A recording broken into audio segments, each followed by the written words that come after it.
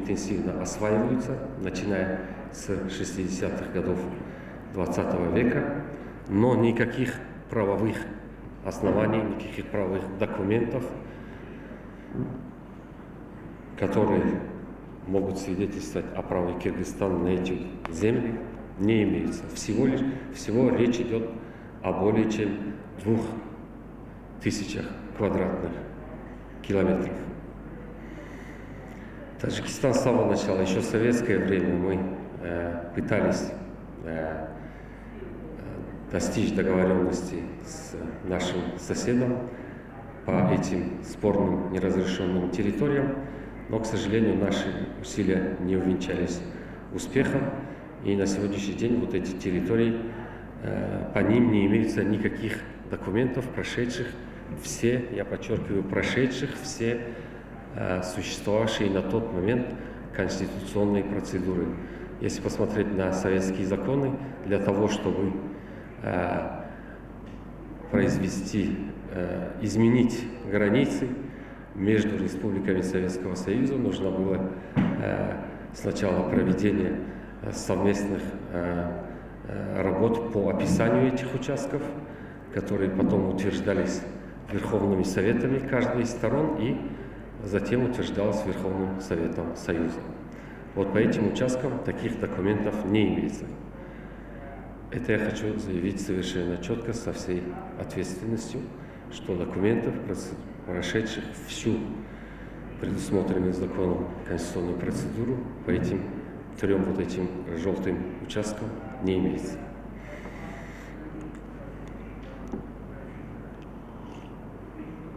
Таким образом, на момент обретения государственной независимости у нас образовались вот такие вот большие территории, спорные. Мы их считаем бесспорно принадлежащие нам, а киргизская сторона по факту их освоения считает их своими. Как здесь, если здесь обратить внимание, то никакого анклава Вурух по этим картам не существует. Она органично связана с остальной территорией Таджикистана. К сожалению, вот интенсивное освоение этих земель и раньше приводило к конфликтам и в советское время, но они по большей части были связаны с режимом водопользования и решались на местном уровне. Должен сказать, что в сотрудничестве наши правоохранительные органы тогда играли созидательную миротворческую роль, успокаивали население, и государственные органы, подключаясь, решали проблемы населения. После обретения независимости мы начали переговорный процесс. Хочу сказать, что в первое время он шел достаточно успешно. Если посмотреть на южный участок, да, где вот хребты заснеженные, здесь мы согласовали более 500 километров линии прохождения границы и остановились вот на первом нижнем желтом участке. Сейчас наши топографы работают, согласовывают очень небольшие участки, но по основным вот этим участкам прогресса нет. Хочу сказать, что Таджикистан, конечно, понимает существующую ситуацию и настроена очень гибко и конструктивно подойти с тем, чтобы поставить, наконец, точку в этом сложнейшем вопросе, чтобы оно никаким образом не омрачало наше дальнейшее мирное сосуществование с киргизским народом, но мы наталкиваемся на неприятие никаких аргументов с киргизской стороны. Более того, она позволяет себе в ходе переговорного процесса такие нецивилизованные методы, как отказ от ранее подписанных документов, объявление о дезавуировании тех или иных подписанных документов или реализация документов только в той части, которая выгодна именно киргизской стороне, и с полным игнорированием встречных запросов таджикской стороны. Все это приводит вот к такому нагнетанию обстановки на границе. К сожалению, в последние годы это приобретает системный характер. Этому мы видим подтверждение в том, что вот эти вот насильственные акты, происходящие на границе, совпадают с теми крупными политическими мероприятиями, происходящими в нашем регионе или в самом Кыргызстане. Для примера я хочу сказать, что саммит Шанхайской организации сотрудничества 2014 года в Душанбе, 2016 года в Ташкенте и вот совсем недавний саммит в Самарканде тоже к ним были приурочены вот такие вот неприкрытые акты вооруженной агрессии в отношении Республики Таджикистан.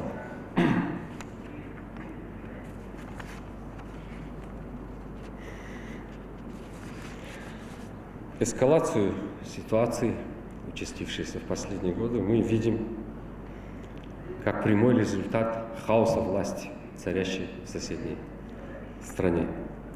Зачастую акты агрессии на границе приурочены к тому, чтобы нынешняя власть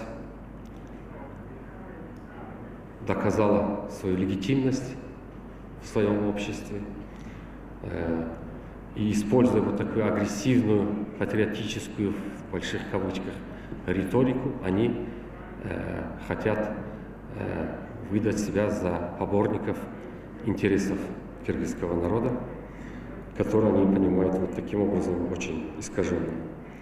Хочу сказать, что за последние 12 лет на линии границы произошло более 230 случаев применения оружия. Хочу сказать, что в первые годы мы всячески воздерживались от каких-то ответных шагов. Тем не менее, мы несли потери как среди мирных граждан, так и среди своих военнослужащих, но наше руководство всегда сдерживало горячие головы от того, чтобы не упустить ситуацию из-под контроля, вернуть ее в переговорное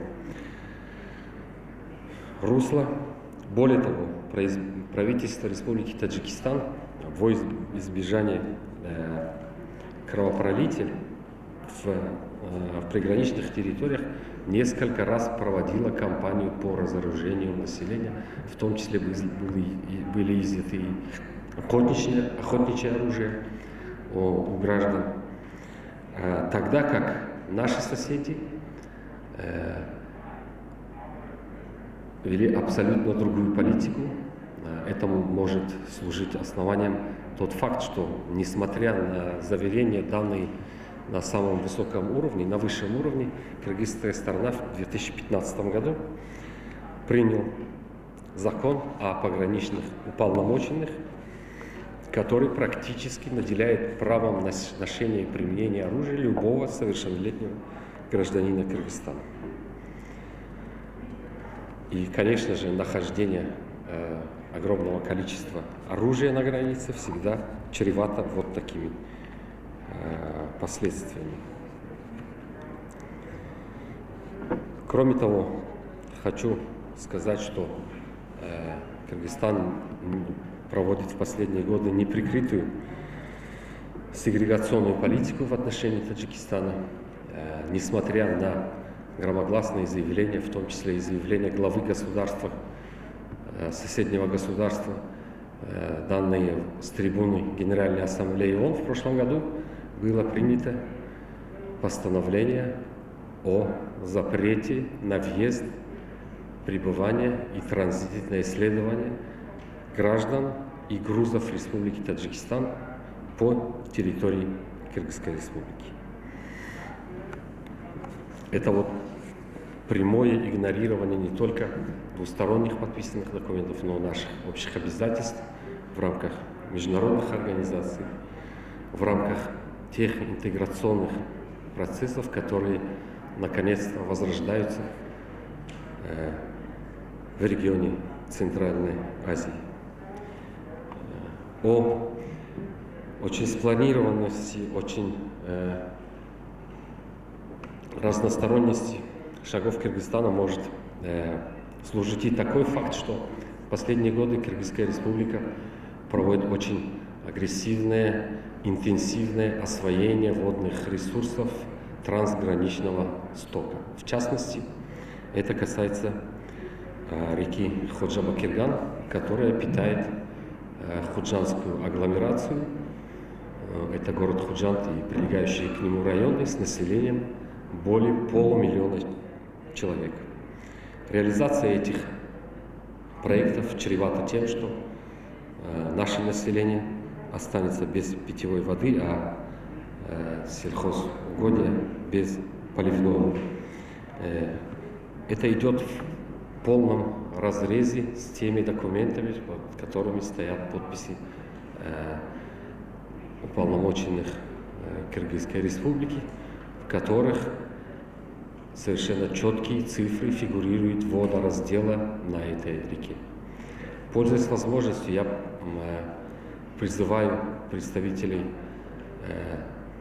стран-партнеров и международных организаций быть очень внимательными при поступлении просьб кыргызской стороны по реализации водохозяйственных проектов на этих территориях. Это чревато негативными последствиями. Поэтому, прежде чем принимать какое-то решение, мы вас очень просим согласовать, проконсультироваться с нами. Мы ни в коем случае не будем злоупотреблять этой возможностью. Мы тоже заинтересованы в том, что Кыргызстан, наш сосед, был процветающим государством, чтобы население жило в достатке. Но не хотим того, чтобы, вводя в заблуждение наших партнеров, мы получали новые источники напряженности. Что касается сегодняшней ситуации на границе, то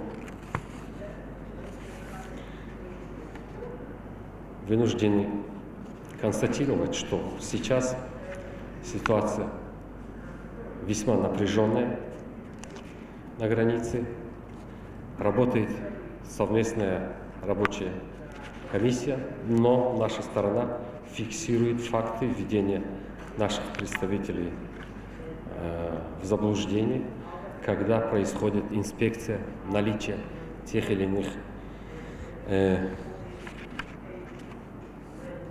иных воинских формирований на границе. Кыргызская сторона